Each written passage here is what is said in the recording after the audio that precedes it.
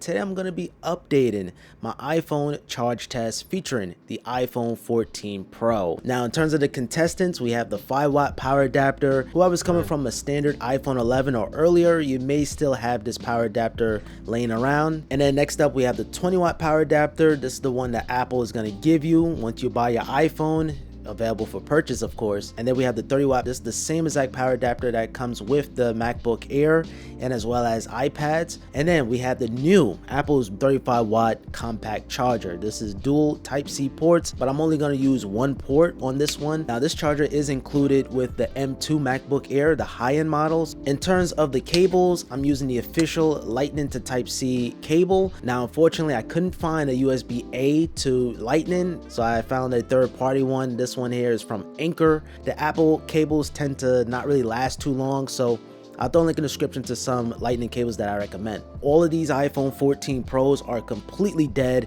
can't even turn on at all, and the battery health is at 100%. These are brand new phones.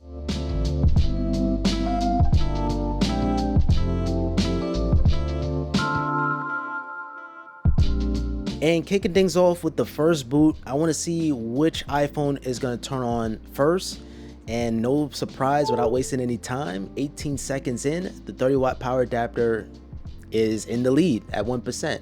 And right next to it, we have the 20-watt power adapter, 33 seconds, bringing it into 1%.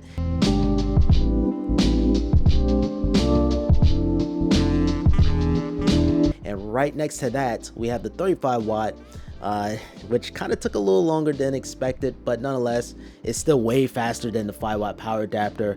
And this is going to bring it up to 55 seconds. Now we got to patiently wait for that 5-watt.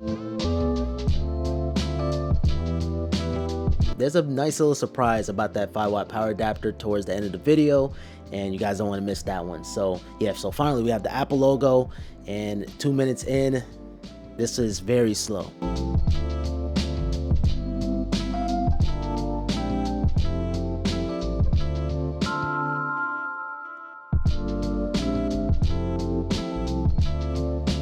I want to turn on the always on display. I want to leave everything at the default setting, and as well as having it to maximum brightness.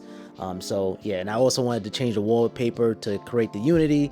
So these are the official marketing wallpapers of the iPhone 14 Pro, just for that unity. And fun fact, the same exact color order is the order how Apple promotes the iPhone 14. So we have space black, silver, gold, and then that deep purple color. So it's exactly the same as like you would pick the color from the Apple website. So now 12 minutes in, you guys can see those percentages are breezing by. Thank you iOS 16 for having the battery widget on the lock screen. It makes things so much easier instead of me actually having the percentages on screen, but I'm still gonna have it on screen just for visibility. And 15 minutes in, we had 7% on the 5-watt, while 30% on the 20-watt, and 31% on the 30-watt, and 30% on the 35-watt. So far so good. So as you can see, things are similar when you looking at the 20-watt to 30-watt, the 35-watt, but things are going to change, trust me. And I'm not sure if it was too soon or not, but I want to check the temperatures right away, and you can see that 5-watt is not heating up the phone at all. So if you care about keeping your phone cool, which is very important for the battery, you may want to stick with that 5-watt, but the other fast chargers is going to heat up your phone very quickly. 20 minutes in, you can see the 5-watt is at 10%, 20-watt is at 40%, 41%, 30-watt, 40% on the 35-watt. Things are neck on neck. And also, let me know in the comments down below if you guys want to see another always on battery drain test. I have other content to make on the iPhone 14, so if you guys want to see that, subscribe to the channel with notifications on, and let me know down in the comments down below. And okay, 32 minutes in, pretty much neck on neck. And then even some points, we even have all of them exactly the same, or maybe just by 1% if you go with the 30-watt. So if you're looking forward to buying another charger, I wouldn't go out your way and get a 30-watt or 35-watt. But if you happen to use your iPad or your MacBook as a charger for your iPhone, that's totally fine.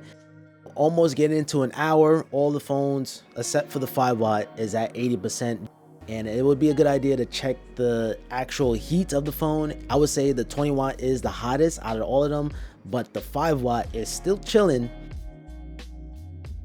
You guys gotta understand, it's in a light box, but I had it open with the fan on just to have the circulation of air. So the 5 watt is excellent for efficiency, keeping the phone cool. But here's a big but. Taking a look at the power outlets, you can see the hottest is actually that 5 watt. That 5 watt is a whopping 100 degrees, while the 30 watt, the 35 watt, and the 20 watt is cooler. It's a lot cooler. The heat on the outlet might not matter too much, but I just want to show you guys this anyway. Approaching that 60-minute mark, we still at 80%, but I want to inform you guys that I disabled optimized battery charging. You should have this enabled, and what this means is actually going to help with the battery, so it's not gonna like charge too much where it's going to damage the battery or degrade it. So I disable it for the sake of science, so we can move on with the test and see which phone is going to charge the fastest. And perfect example, once your phone hit 80%, you're going to start seeing an extremely slowly charging speed. Now 1 hour and 35 minutes in, you can see we finally at the 90s, and eventually we are getting ready to complete with the test.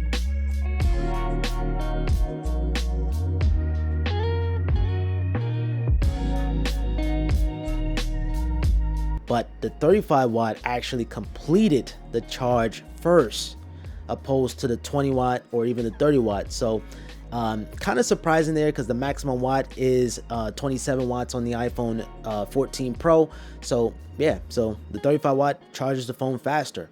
Now, and the 20 watt completed the charge at 1 hour and 54 minutes and 56 seconds. This is still long to be charging, so hopefully Apple on the iPhone 15 can really focus on charging speeds.